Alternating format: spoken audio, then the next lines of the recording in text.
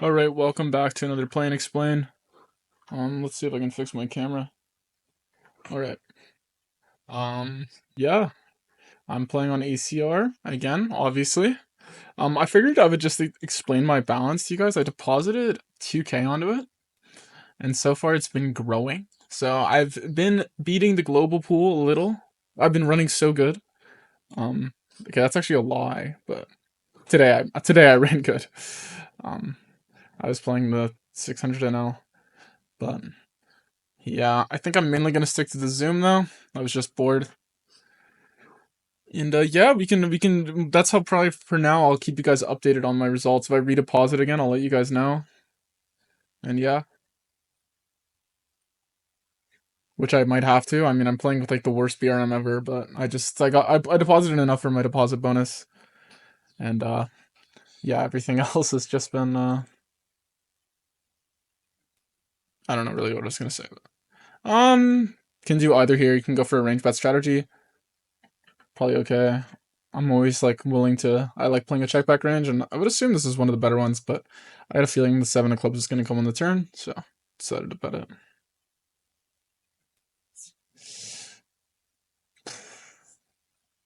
And I do think this is going to be an overbet spot for sure, as the range. The middling range is kind of equal here, but we have a lot more stronger hands than him. We don't have to. It's not a spot where we can kind of just bully him and bet at a high frequency. A lot of his defending range is going to contain a pair. Gonna call here. I'm not sure if it's necessarily a call, but it seems like it probably is. I mean, if I'm range betting the board, I'd probably continue anything that like actually connects with it.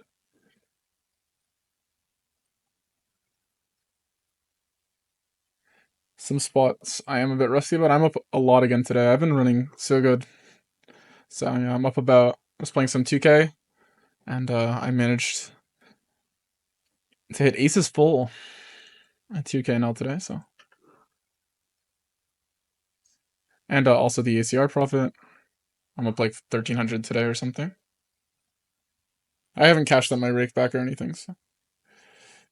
But my first deposit promotion is going slowly. It takes forever, and I only have like 2 months. So I'm debating like if let me know if you guys would want to. I might have to play more on the site to cash it. I'm trying to think if it's like mathematically even worth it, but maybe I'll stream or something. Let me know if you guys would want to see me stream on YouTube.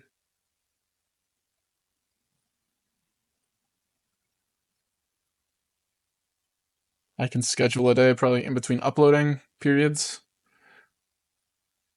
I'm just playing the Zoom, and you guys can just ask me questions. Obviously, I'll have probably a delay, probably a conservative delay, or maybe less conservative. All right, here you can do both on a 67. Right, I'm gonna size up here with the ace jack. 67 might be close to the calling range, because if you're not pure 3-winning it, but I'm pretty sure you're close to pure 3-winning this. Or not pure 3-winning, but pure playing it. I don't think... I'm not sure. I'm kind of blanking on my pre-flop. On this board, he's not supposed to have that many. We obviously never have sets. But I think this hand's a good raise fold. You can make a case for checking it. Because you might get raised off by hands you're ahead of. And when you get raised off by hands you're ahead... Yeah, this actually probably was a decent check candidate, now that I think about it. Not having the ace of clubs means that I'm going to get raised by a lot of hands I'm beating. I have the increased equity of the jack.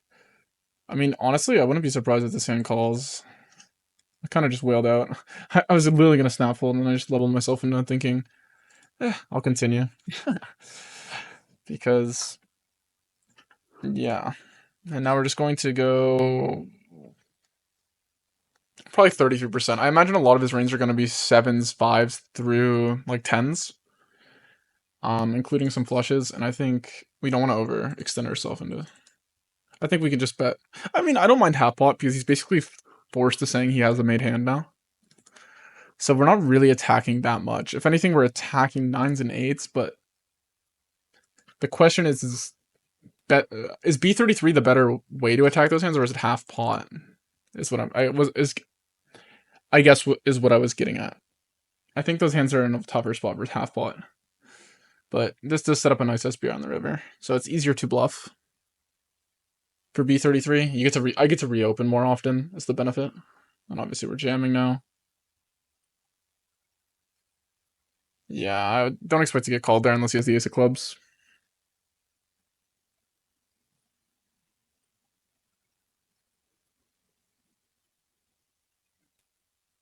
That one I might take a look at. Just the turn. I just kind of, I don't know if tilt's the right word. I just think in position, he's raising a lot of hands that I'm still like probably profitably calling against. I mean, it just comes down to how often he has a set, right? And he's not supposed to have a set super often. He's supposed to fold a good amount of them, I think. So it's not like, yeah, it shouldn't make up a huge portion of his range. If he has sets like they're pure, then obviously I'm Giga losing.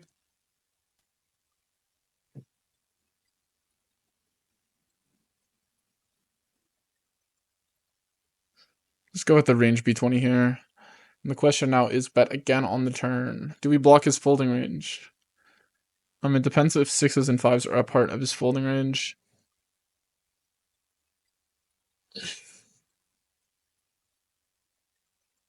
We need to have bluffs on the river. You need to pick hands, for example, that would bluff on a king of diamonds. On the king of diamonds or on the ace of diamonds. This could be one of them. I don't mind it, actually. I think I should probably size to half. But I just think the spot is going to be probably overfolded, so. And easy half pot on the river. If he's got a Kong, we're donezo. Yeah, he just has the Giga Nuts. But if the river bricked, we would have had a good bluff candidate. That spot's usually pretty overfolded because their stronger hands are usually raising earlier. So here we get raised. I'm definitely gonna flat. And kind of bongo. Yeah, so if he has an ace, is he folding ever to a jam? I don't know. I'm just gonna B75 this spot. Yeah, it looks like he was bluffing. So this guy, I thought he was like kind of a reg. He's on all the time, but looks like he's busted his account or something.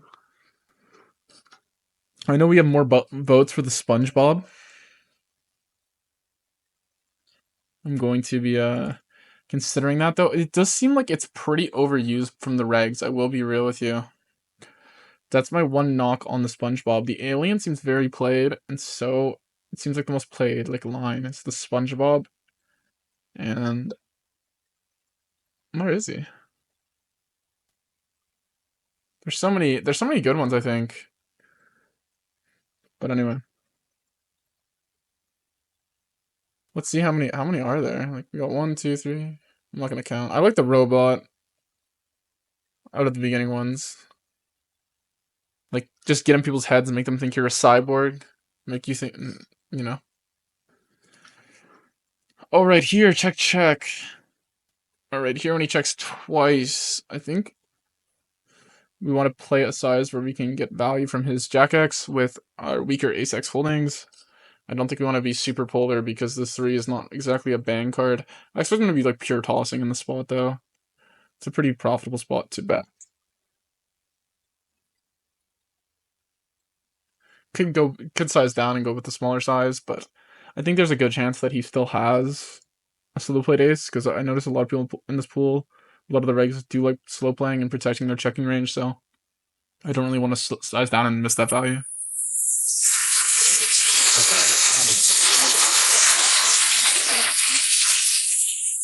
Alright, here I imagine most of the time it's going to be flatting. On an 8, we'll flat. I don't think it's ever supposed to fold. I could see it folding, actually, but looks like it might be a wreck in the big blind. It's hard to know. Like, these guys love, like, pretending to be fish. It's like their strategy. But for now, I'm going to tag him with the wreck tag.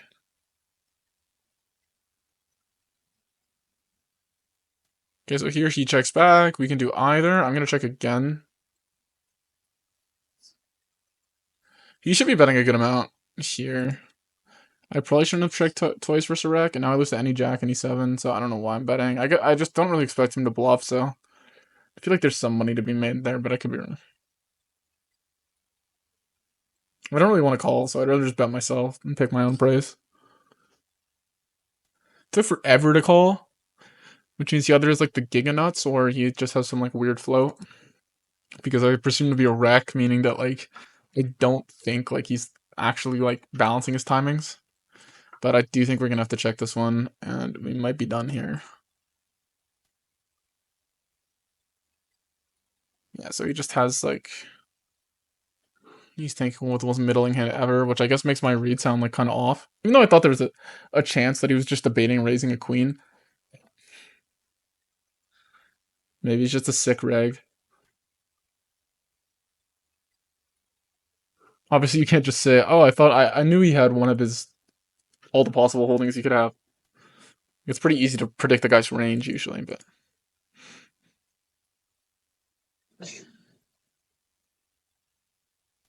anyway. So far we're up. Let's see if we can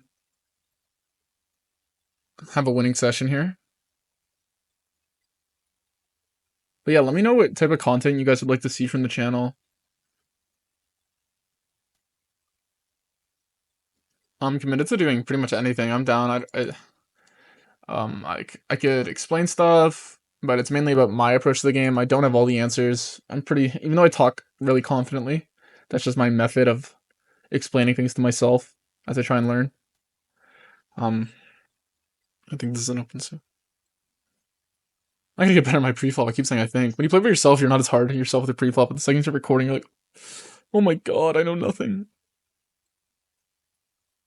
So here, you don't want to raise this board very often, but I do think I'm not gonna raise it often. So when I do, I'm gonna go big. And on this spot, I do think with like the extra equity, we are gonna bet this one. I think spades you check back more often. Damn. Okay, so we're never raising a queen. Okay, so he just donks into me. A lot of bluffs will come from the 9, but I still think we have to call here. We have the added outs. He checks. We might be win here. He might just have 6-5 though. Nice. And I think here we just check it. It's a bad card for us. We're probably going to Cancun. I think here when you bet, I don't know. He does have some hands like Jack 10, etc., but King 10 probably bets again, so. Yeah, I think we're just gonna happily lose to that. Like obviously we have Queen Jack. Like we can't never bet. We have Queen Jack, we have King 10. I do think it's a card that like he's missing a lot of opportunity by not leading.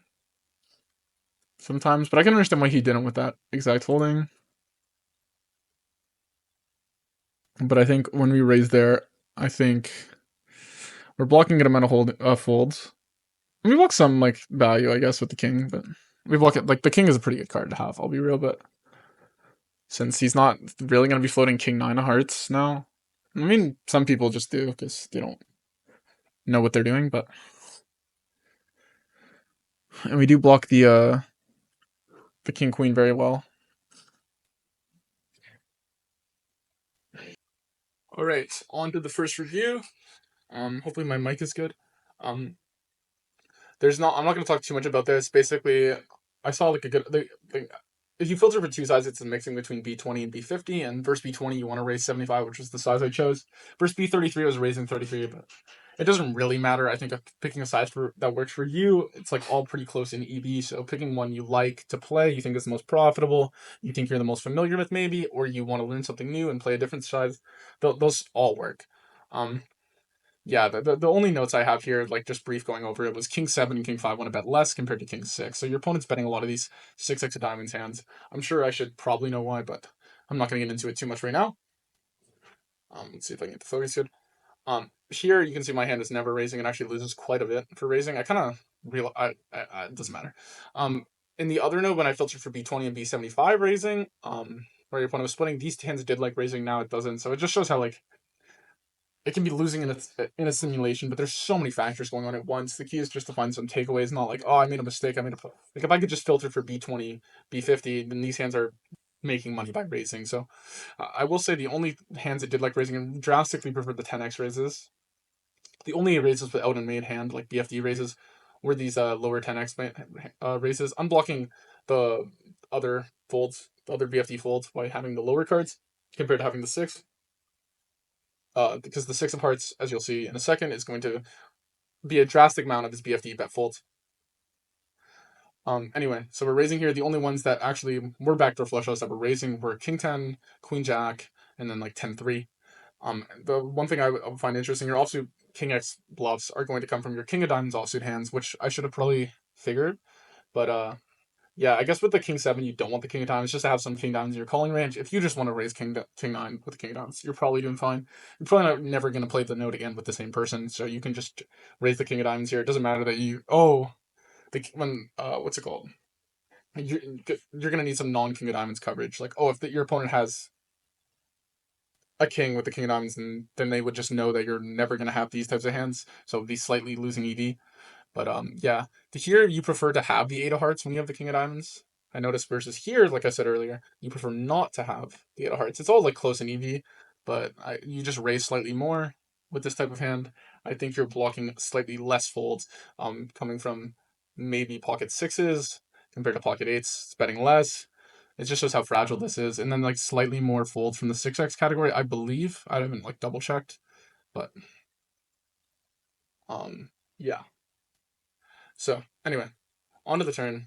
As you can see, something I found interesting on the turn, your opponent is supposed to be range leading. I'm going to node lock just to show you the river, how it changes, but I figured this was worth going over. So your opponent's basically range leading here on this card, and the idea is you have, if we can go to the ranges, your opponent, the small blind now is crushing your opponent in best hands, crushing in good hands. This is just simple equity buckets. We can go to more advanced. We can also show you hand classes like crushing and trips. Technically less straights, but crushing way more in boats, obviously quads, top pair, and your opponent is going to have a lot more trash, which I'm going to filter back to this, right? And the reason you're leading so much and you're like, oh, well, you have the nut advantage, you have the overall range advantage, why are you not sizing up? Well, the reason you're just not sizing up is because your opponent has so much trash. You're going to put the most amount of hands indifferent for the cheapest price by just sizing down. And because you can pick any size in the river, it's not a river spot yet, you actually decide to pick the spot that is going to make the most amount of hands uncomfortable. You know, just because you're crushing someone doesn't mean you need to B2 or go all in on this board with your range, because they're gonna have a tough time. They're still gonna call the hands that like kind of you're basically letting them off the hook for having all this garbage. The way you punish them on this turn card is by betting small with your range. For all those King 8 offsuit hands I have, for all those like random backdoor flush draw 10x hands I had, making those in the most uncomfortable spot, basically going to have to fold with most of your hands. But then any weirder flow you have, like for example 10-6 or something, or sorry, small one doesn't really have 10-6 too often, but yeah, your BFD flush, you get what I'm saying. These random types of holdings you're going to have will benefit a lot in that spot. The only exception, I would literally lead range here. The only exception I would say is probably not King X of Diamonds, because as you see, like a lot of bluffs are coming from this King X of Diamonds category. So and Pocket Kings is not going to want to bluff river. So you're basically just betting to get called more often on average. I would say it's the only hand that loses money. Maybe 8-7 of diamonds, but I would just lead this. I personally. So yeah, and one thing I thought interesting was this board is so good for you that if you were to literally, I was just toying around with it, like trying to get rid of the leading range so I could run the hand, because I don't think my opponent's playing that big the leading range. It literally plays donk all ins. Like that's how important it is to find leads in the spot, that you can literally, it literally plays a donk all in strategy at like 3.6%, just because of how hard you want to punish your opponent in the spot. You don't obviously play donk all ins, but like the point that like you never see this when you're editing a sim. So anyway, I'm sure if we could, what's it called? Look at the overall EV in the spot. By just taking a lead, it dropped a decent amount. Let's put 20% in and see how much it goes up. So I'm using obviously GTO Wizard, link in the description, but if you were to play leads on this board, right now you're at 16.12% EV. And if you were to add a leading strategy, you see how much that's a drastic amount. You rarely see amount that much for adding a strategy in. So obviously, leading on the spot is going to be super super profitable, especially for a leading line. But anyway, and one thing I thought was interesting, just to show that how do you punish your opponents that aren't leading? Well, how do I? Because people think, oh, I need to be aggressive still, but I think he's strong. I don't want to be the nit who doesn't bluff. You're checking 95% of the spot if I node lock not a leading ranger. So basically what I'm saying is you should never bet. Basically, if you want to be balanced, I mean, you could bet Queen Jack, go for it, but the bluffing becomes virtually not profitable. Especially if people are going to start bluff catching with weirder hands because like, oh, his story doesn't even make sense. I mean, sure, like I could believe that. Sorry about my camera, but I don't really feel like re-recording this because I already had to do this once. Um, yeah, so leading, very very important to find in the spot. Um, it's a very easy to identify spot. It's like a classic case of I'm not going to be raising much second pair on the flop versus you're going to be raising a lot of second pair. I'm not going to have as much ace queen, so I'm not going to have as much nuts as you now. I never have pocket aces. I'm completely. The main advantage I had was I have more straights and I'm drawing the flush draws. That's like the main portion of my range, and this card completely destroys me. So you should be taking advantage of that. Anyway, we go for the check. And now we're on to the river, which was like the 8 of spades. I don't have the king 8 in this line. I don't really care to. I just from what you see, you'll realize king 8 was clearly a check. Because king 8 of diamonds is checking. Like even like these types of hands don't want to bet. So if you have any showdown whatsoever, the key is you basically are never bluffing with a king. King 10 of hearts doesn't even want to bet for value on the river. That just shows that's how crazy this spot is. But yeah, basically the only hands you're bluffing are basically hands that unblock some king x of diamonds folds. So you definitely do not want to have any king x because the only folds your opponent really has are coming from these missed flush draw regions that didn't feel like butting river. Technically, you're supposed to fold some ace x, but I really didn't even think he was going to fold an ace. So just shows how even overcalled the spot would be. So how losing the spot would be. But anyway, thank you guys so much for watching. This was a long portion, but I figured it was kind of interesting. I kind of like the spot. So yeah, I'll see you guys.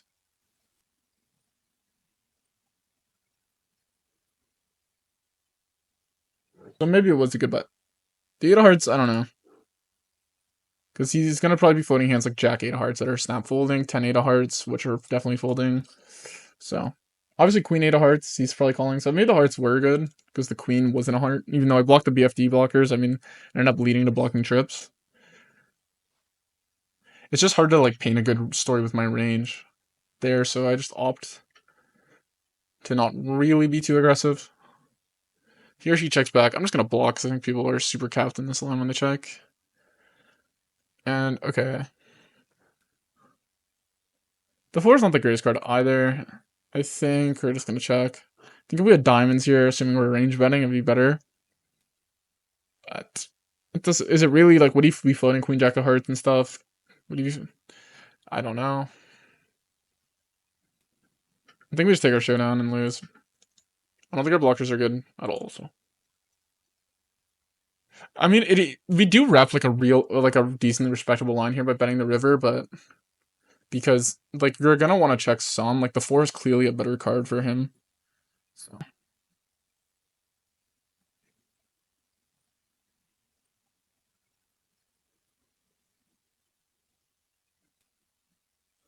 I might take a look at that one as well because I did appear to be a bit lost in that spot. I think checking the flop also is a decently fine option as well. I'm only recording for 15 minutes. Jeez, it feels like nothing's happened. All right, so we got the mono texture from this position.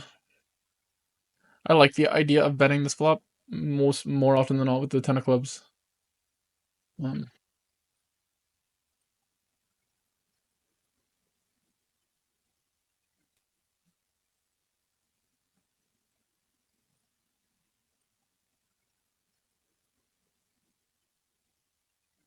Going to check the turn. So he just goes with the lead. This is like such a wreck line, but I could see it being an exploitative line. I don't see how you can fold my hand though. So I'm not going to really think about what too much he's doing. I think I have a pretty obvious call. The question is on the river here. If he bets small, I just think it's a face-up queen. I don't know why he would play this way. I get like the logic. It's okay. Just it might be a wreck. I get the logic though. It's like, oh, he's gonna have a lot of these one club hands that have to call my size. But like, and then it's gonna happen. But just because like you could like sometimes it's like that could be your read, but like I still have the other hands too. So like, okay, here, da da da, this overbet. I believe I saw a line from this guy before where he did something like this, and it was just like super. It was just the nuts. So, and the queen isn't necessarily the greatest card. I mean, probably do I have to call shit like that sometimes? Yes, of course. Should I have probably thought about it more? Yeah. Okay, here you can obviously bet smaller, but I like the idea of overbetting on the double draw. Question is, do we ever want to check in like this back? I don't think so.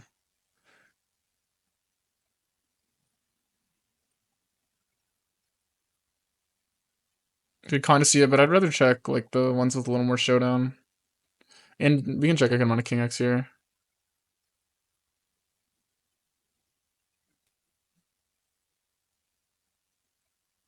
Anyway, what was I saying? Oh, just because sometimes like just because I do have a lot of one club hands there. You have to kind of like when you do an exploit or you do make a play, you have to think about like, okay, what is my opponent not going to do that's going to make me the money? Otherwise, you end up just like doing what feels good. But if a computer doesn't do it, and you can't like confirm, how do I say this? You can't like actually understand why what you're doing is creating an edge. Then then why are you doing it? You know, like sometimes people just do things because they feel good. Like, oh, I feel like he's gonna raise less if I bet small, and then the guy jams, and they go, wait, he was I think he because I bet small because I led small in this river. He's actually leveling himself, and now he's actually bluffing me. Well, it's like, but didn't you lead because you thought he wasn't gonna raise you? You know, like a lot of people are they don't even realize what they're actually thinking. You know, it's just pure feeling all the time. Like it's one thing if you're like, okay, I'm gonna lead small because I think this guy over bluffs over my lead. So then when I lead, then I'm gonna call anyway, and I'd rather lead call because I think he's more likely to jam for it. So I'm getting a better price on a call maybe relative to his bluff ratio because he'll size up his bluffs. Then maybe that's a decently good conclusion to come to. And honestly, like if someone said that to me, I'd be like, sure. I don't maybe that's not actually happening in practice, but I can understand why you did it. You know.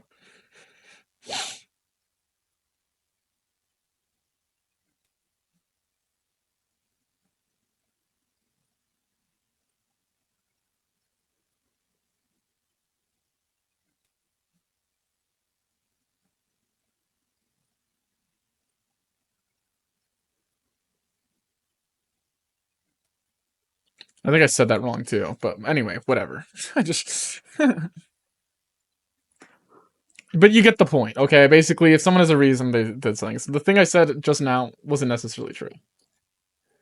Because obviously, if you think the guy's, I mean, it depends.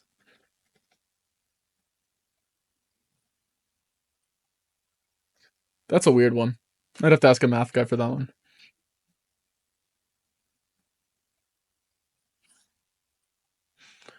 Ugh.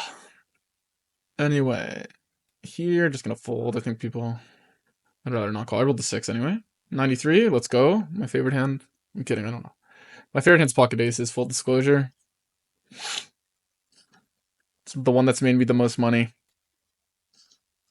Second favorite, pocket kings. I know.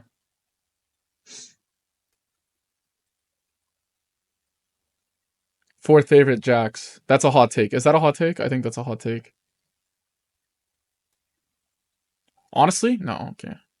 Tens has been hot for me though. I will admit. My BBJs, I've hit 2 of them with pocket tens, so I actually might be up more with tens than jacks because I've hit 2 BBJs with tens. So, we'll give tens some credit where credit is due.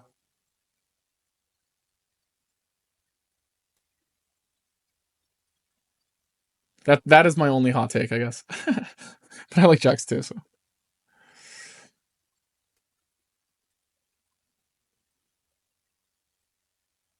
anyway, not much is going on, but I'll be sure to find at least 2 hints to review. I'm sure I've seen a good amount of showdowns. Yeah. I don't know, try to post consistent. I might up the frequency of posting to once every 2 days.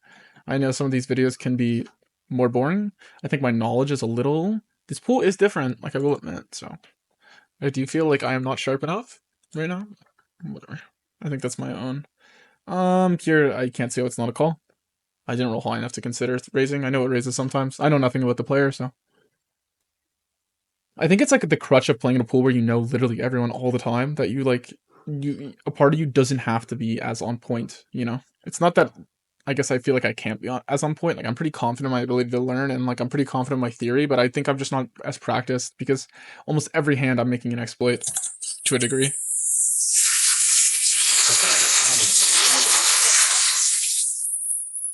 Not basically not necessarily the craziest exploit, but I know how I'm perceived by these players as well. It's always something I guess I have to factor in, if that makes sense. And anyway, I can't see how jamming here is profitable, so because the ace was a heart to be a different story, but even then we have the best queen, so I think it's call fold if we don't bingo. Kind of boring. Bingo, no. So we lose. We block. Probably no one ever bluffs this spot though, because he's just gonna expect you to call almost every ace now, and I think people not expecting you to fold an ace will never bluff. Probably rightfully so. So here I call. I don't know if it's a pure, but I know deeper, and he didn't actually size to a crazy amount, so it's probably just a call. And here it's like almost 100% fold. So he checks, which is probably just a mistake if he has an ace, because I think you should free roll me. But I see that a lot. Like, why do people not just take the free roll?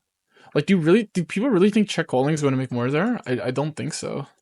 Like, I know, like when you have ace five, like don't you want like the occasional like nit ace jack fold or something, or nit ace 10 fold? There's one spot where I played for someone. I was like, this person's like, it was in my pool. This person's pretty nitty, and the board's like ace king, like the same type of board, right? And they had ace five in that spot. I'm gonna call it because he sized it like super down. I'm in position. I don't know if it's correct or not, but I don't really know what to do with these small sizes. I can't imagine like I'm making a huge mistake. If anything, it's a frequency error potentially, but and here at the BFD, I'm gonna call. I could see the merit in raising, but I'm going to call.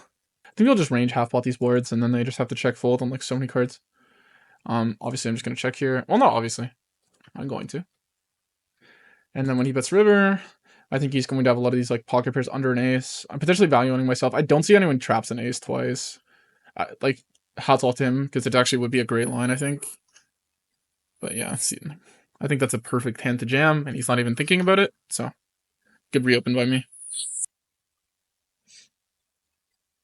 Like no thought, just call. I block a flush, but like, am I checking back a flush on the 8 card where you're going to be checking a lot of your ace X? I don't think so. Like, he's going to be checking ace king a shit ton there, so why would I check a flush, like, super high frequency? Like, it doesn't make a lot of sense, and risk, like, a 4, like, not getting value. I mean, don't get me wrong, I'm probably supposed to check some, but, like, I would imagine population is under-checking this. I don't know, I just called here, because I saw that he went a little lower, so I just figured, I'll call. I didn't look at my number, I probably should have. Here, half pot, I'm just going to fold without a blue card. So I'm just down now? Dude, I can't win. These guys are too good. You know what? This is like the perfect check, so or maybe not the perfect, maybe without a club it's more imperfect to check.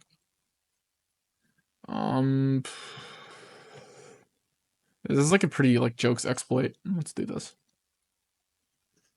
Is it genius? This is how people in my pool be playing. Just like face up their hand, but they just don't think anyone's gonna do anything about it. Yes, let's go. I'm a genius.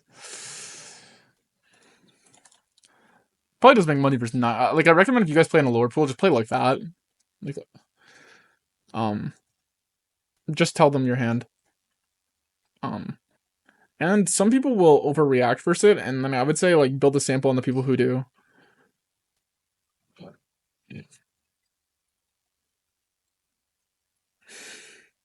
Anyway, I'm just gonna fold here. Forget about what I was saying earlier. Oh, like about ace king 3-3 or whatever, right? I believe.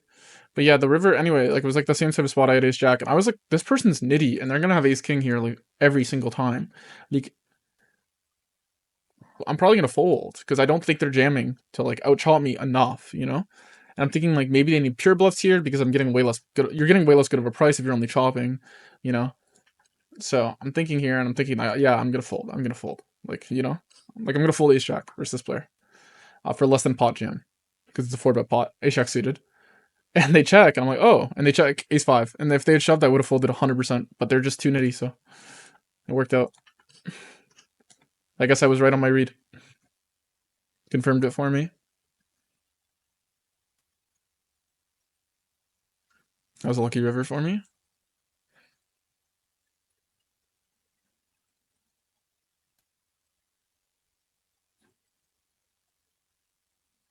I mean, Like, obviously I have ace queen there, and sometimes it sucks, but, like, if you're playing to check call, I would say that spot just gets so underbluffed. Like, I kind of get the logic, like, oh, if he has, like, king jack, then he's going to, like, I get it. And honestly, maybe it doesn't merit. I'm just always in the other spot. Like, I have so much more ace x, but I guess I wasn't going to fold. And maybe it. Because you're not supposed to fold an ace, so I could see, like I could maybe take a look at what the solver does. I just feel like in practice, like, most people get, like, they get scared in these spots, and they do fold ace x, though. And rightfully so, because look, people just pure check ace 5, so. Or I don't know if he's pure checking it. These guys could be better than I am, so. Okay, we got my favorite hand. My hot take.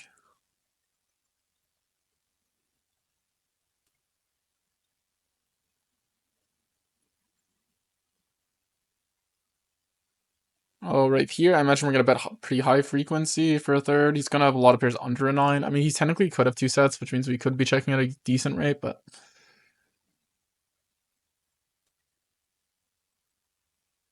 I think we're going to be betting. The good amount of players will just be 3-betting 9s. And I don't think I expect him to be flatting 3s too often. We could check, but I think we're going to have a lot of bluffs here in this line, and I just think, like, the main value I'm going to make in this hand is going to come not from bluffs, but from him having a king. So I'm going to check. I mean, I'm going to bet 3 times like a psycho, and if he has 4s, nice hand, bro. He shouldn't really be flatting 3s because, like, it's a king high board that, like, I'm going to just never really have a complete miss on. Like, and I have 2 overs, and if I bet again, you're just always losing, so. And there's 3 over, there's not even a deuce on the board, so, like, you have no cooler outs, because, like, that's somewhat relevant. I'm gonna block here when he checks this, because why not? I have the 10 of hearts, what's my logic? But probably should have double good suit. And I'm gonna commit to my psychotic play, which is just double block.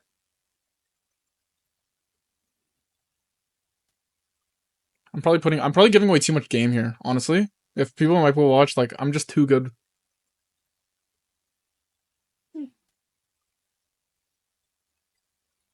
But the idea there is, I'm pretty sure, like, I'm B33ing twice. And I basically 100% win the pot if he doesn't have an ace, so. Very good. It's a very good price. And sometimes you make more money on the turn when you're called because they fold river. So you have to factor that into your pot odds, I guess. Here I'm going to call. Believe it's a pure call. Yikes. Well, we had a pair, you know.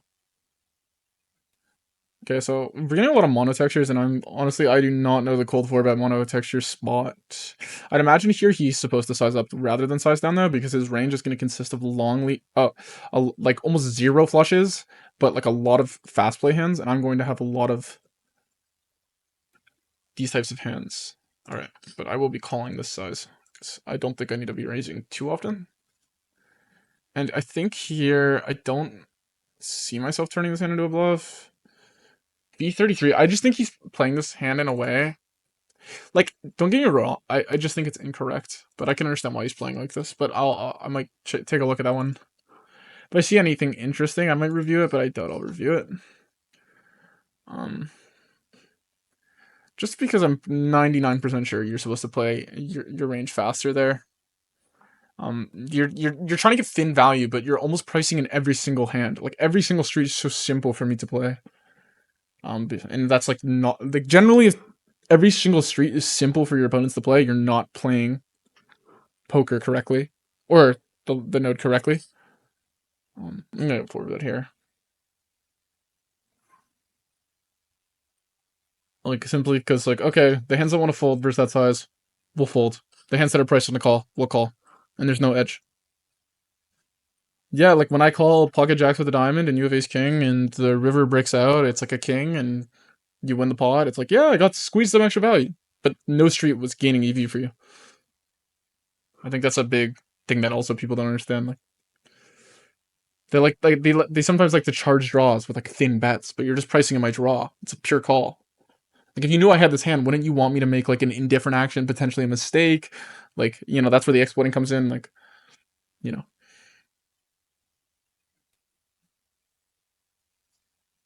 Goes back to like saying what people like to do what feels good. I think the most important thing I could say in poker is just try to find like you don't need to be the best player, but try to find a concrete way in which you might be gaining an edge. You know, and that includes folding. That like for sure includes folding. That's probably the easiest way to make the most like insanely profitable edge. It's hard to make a shit. I shouldn't swear because of my YouTube algo, but I do swear on this channel a lot of my videos. But it's hard to make a ton like bluffing from EV. Like obviously you can like some spots that like the guy's like drastically overfolding, but the main things are when you have a hand that's like a 20 big one call and you know the guy's never bluffing. That's a spot where you're gaining a lot of EV over that guy in the long run. Let's say if you had two solvers and one was exploitively folding the other guy like very harshly and successfully, then that solver would be printing versus another one.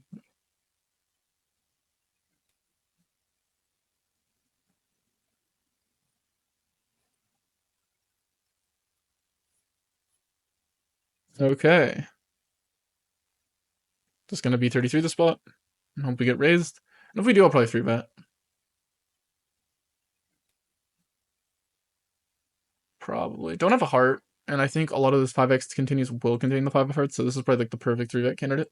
Like ace 5 of hearts that he's like raising thin, 5-4 of hearts that he decides to raise more often than the other ones. Same with 5-6 of hearts.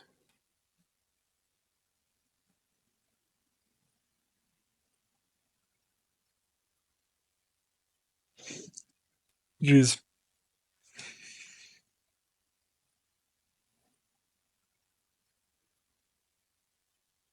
I'm gonna bet big here.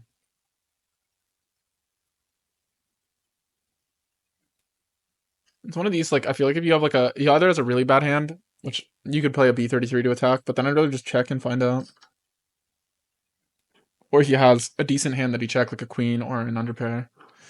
I don't know what the exact perfect spot there is. I imagine I'm not going to be reopening very often.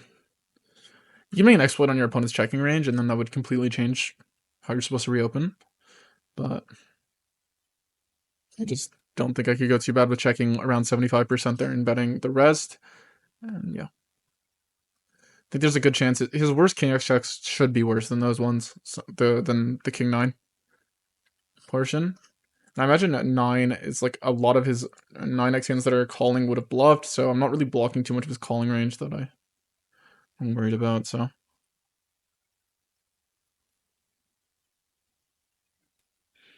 Can do a number of things here. We kind of block the bluffs with a 10, so I want to bet myself.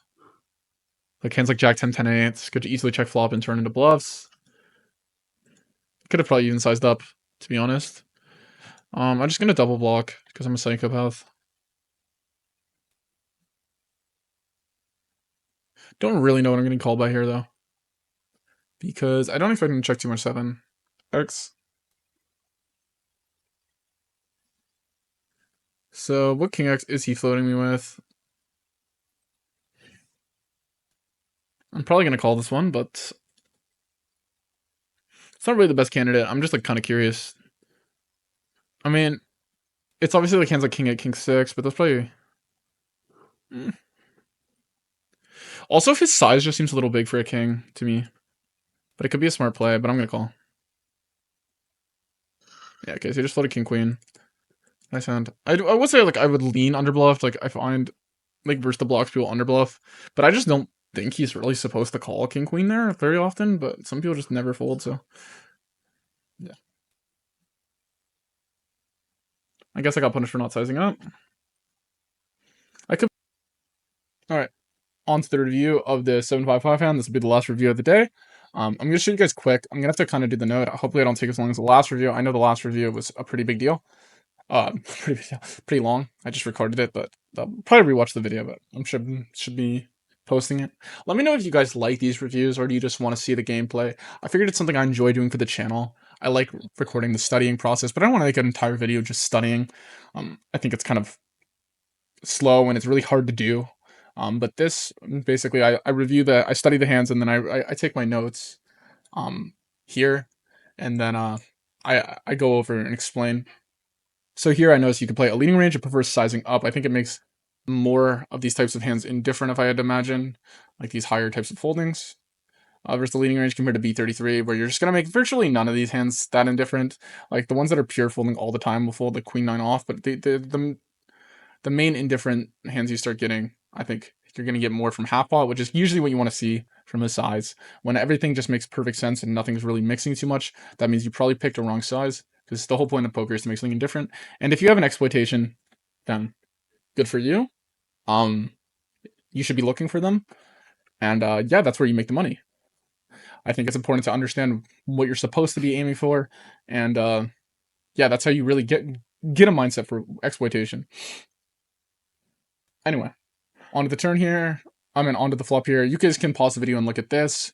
Yeah, if you want, but I'm gonna have to get through the sim. Turns a lot of clubs, yeah.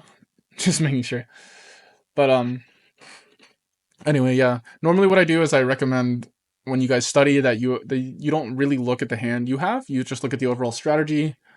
By the time I'm done studying, I don't even remember usually the hand I have. Well, I remember, but I don't really pay attention to the hand I had. Sometimes I'll be more interested in what villain's supposed to be doing by the time I'm like in studying the hand, because I really try to get to the bottom of what's going on to develop like a thought process for myself. I try to study less hands in a day because I'm not interested in, oh, I gotta go B50. I'm more interested in actually understanding the fundamental reasoning behind what's going on in a hand. Like, for example, if I'm just really curious about why does queen 7 of clubs raise less, I probably wouldn't tunnel on something like that, but it'd be something I find cool, like queen 9 going for half pot or something. Maybe not something in this spot, for example, but you know what I'm saying. Like, usually the weird things that stick out to you, trying to really get to the bottom of them and understanding them, and it really builds a good thought process. But as you can see here, anyway, back to what actually I had going on. B33, 10, the 9x is pretty much preferred in the spot to go for a smaller size, and you're trying to bet more at a higher frequency. I think if you look at the range here and you look at hands, obviously button's going to have all the overpairs still, but you're going to have a lot more second pair. You're going to have a lot more trips, and basically the hands you're trying to bet, because your opponent still has these slow played overpairs, usually prefer the smaller sizing, and you prefer to bet more frequently to take advantage of this very large chunk of your opponent's range and get value from these types of hands. Obviously, my opponent is supposed to call king queen, so it's a perfect segue into that. If you guys want to see the raising range, just look here. I'm not going to bother explaining it. I have too much to talk about.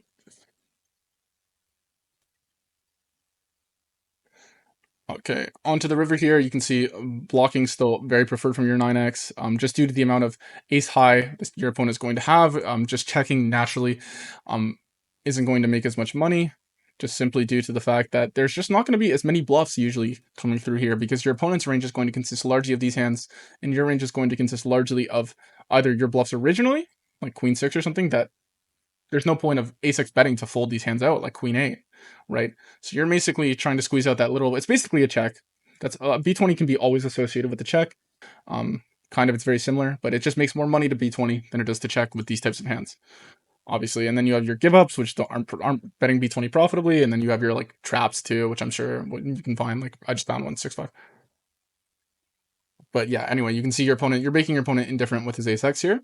And obviously, I already node locked it, but it did prefer a smaller raise size. But obviously, if you node lock it to a bigger raise size, king queen will raise because it's dominating other king x. And here you can see I'm indifferent with my raises. I meant with calling.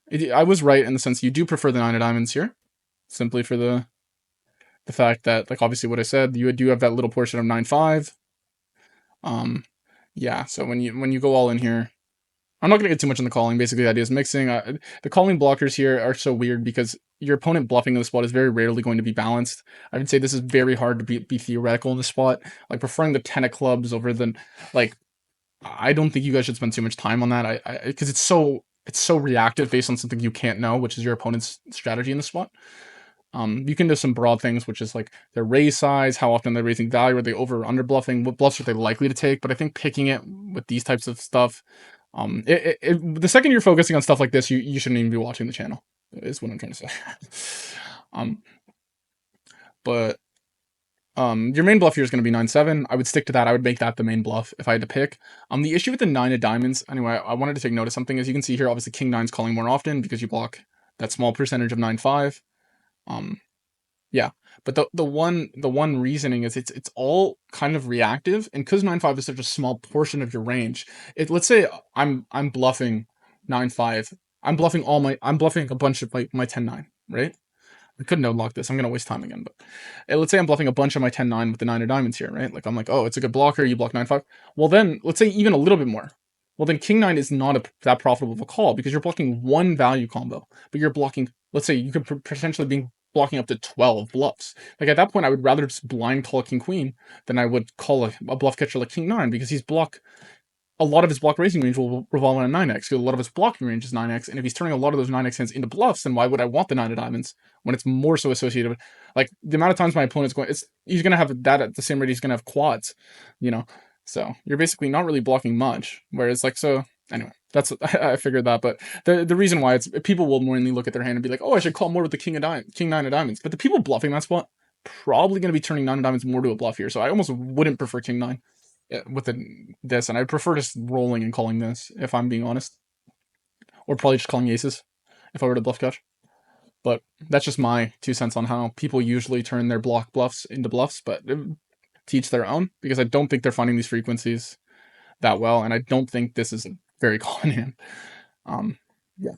But anyway, I would just mainly use 9-7 here. I think it's perfect. You block the snap calls, and that's usually when you're bluffing a spot like this, you're not really too worried about what's going on with these types of hands. You're more worried about these two and how common they're going to have them.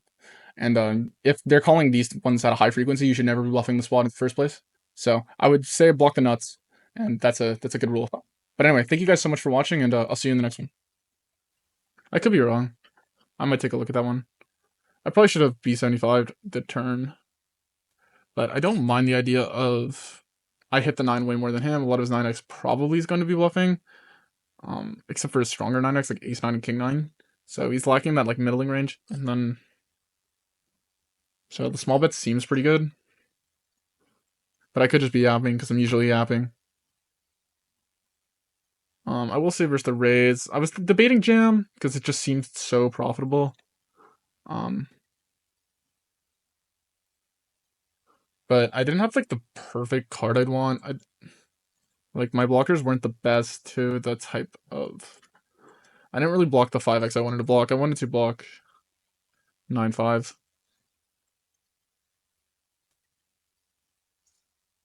Simply for the chance that he could also have king 9, and then he would have the blockers to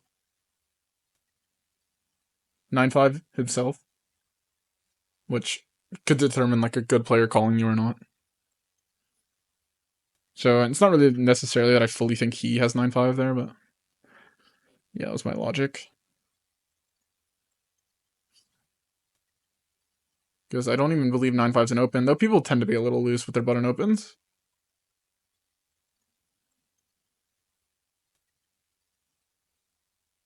This guy's a reg, we gotta sit him. So anyway, yeah, comment down below what avatar I should be using for sure, because I will just be going with it. If you guys really want SpongeBob, I'm running that SpongeBob, and we're gonna crush people. We're gonna be the best SpongeBob in the ACR Zoom pool, 100%. Yeah. Okay, here this is just a pure call. Is there an exploit here? Maybe. Don't know the guy. Not gonna bother. B seems to be a reg, and I imagine the regs here in this pool are pretty calculated pre-flop. Okay, here with no BFDs. That means we block a lot of these like potential continues, but I just don't think I'm playing a raising range here. Let's be real. So I'm just gonna call. Is there a logical reason why this could be the main raise? Because a bunch of reasons. But and now I think we just easily call off. I don't expect queen 10 too often. Ace 10. Let's hold. First one, banger. That was a banger. Dude, like, whatever. Back to the lab. Back to the drawing board. I gotta improve. I don't think I love his line, I'll be real with you, but I can understand. I can understand it. He might know this spot better than me.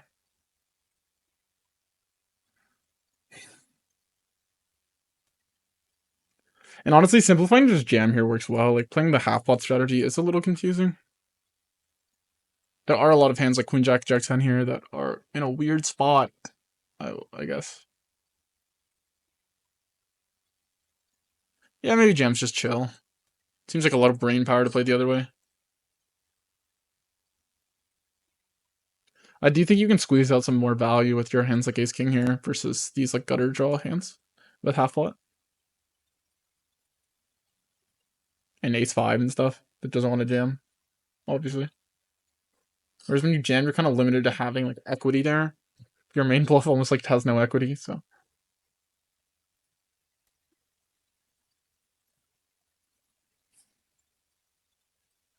But I don't mind just mixing between the two and honestly just like being exploitative with your hand. Like if your hand thinks that you think like, oh, I'd rather just jam this one in, get more slightly more folds, and then you'd rather be like, I have I have kings here. I'm just going to try and get value from queen jack and jack 10. I'm going to go half pot. All right, here we're gonna bang an 8, and this time no more Mr. Nice Guy. I told you, I warned him. All right, you want to play like that, eh? Is it just half pot? No, it's got to be 33. It's like the main portion of his range is ace king. Like, why would I be sizing up more? I could even see b20 being better. b20 is probably the best, to be honest, because the main portion of his range there is going to be ace king. Like that's the main reason for. Oh my god, this guy has infinite 4-bets. 4-bets on 4-bets on 4-bets, bro. Okay, I'm sorry, I just don't think this one's a bluff. Like just psychologically, but maybe like that's the reverse exploit here. Where's my 9, man? I didn't manifest it like I did the 8, eh?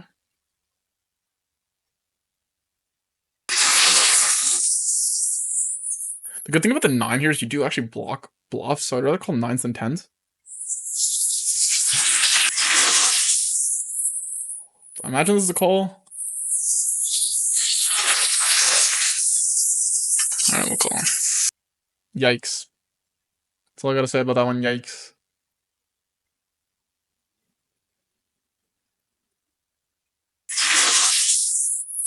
We're gonna check this one now.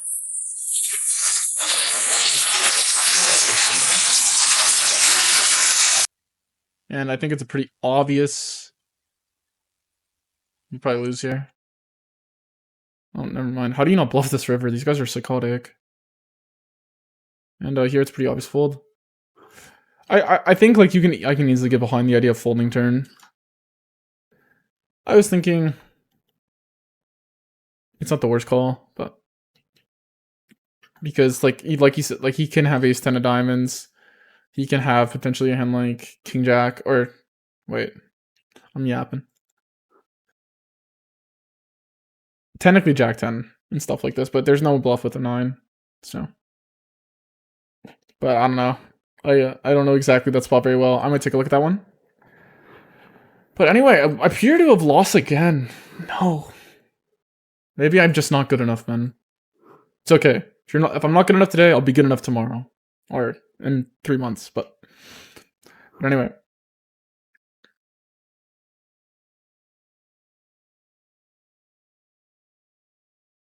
Going to 3-bet here. I think I'm supposed to size up. I'm making some like 100 big blind mistakes. It's been annoying. I think what I need to do is I need to start grinding this pool for like 3 hours. I only play in 40-minute spurts, so I never like fully learn it.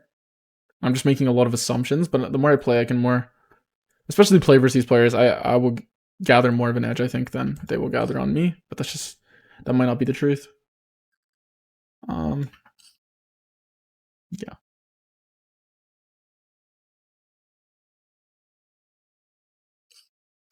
Go with the B33 here because there's a lot of value to be gained. He's gonna have to call his highs. He's start going bigger, he folds all his ace highs, and it's like, why am I doing this?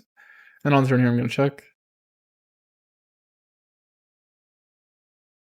Block ace jack suited, which is to float, and we block ace 10 suited. Could bluff this, but I don't see the point. I see.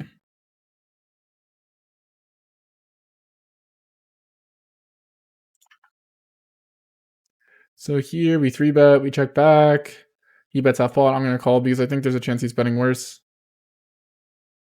And half pot's not a big enough size.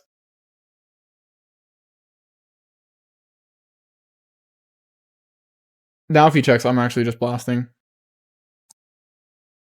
Half pot again.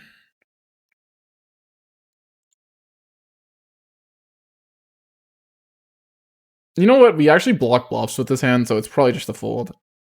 I do think this line can make money, but I have no reason to. I could easily see him playing all his ace high flushes like this. And we're blocking like potential bluffs, right? Which is like Jack 10 and like maybe 10-8, like obviously, and then even ace 10 potentially. Like if I was going to do this, I'd rather have higher cards. And mainly even a queen to unblock bluffs, but I'm kind of yapping there. So this guy is just psychotic. Anyway, thank you guys so much for. Actually, we'll play this hand because we got my favorite hand, ace jack suited.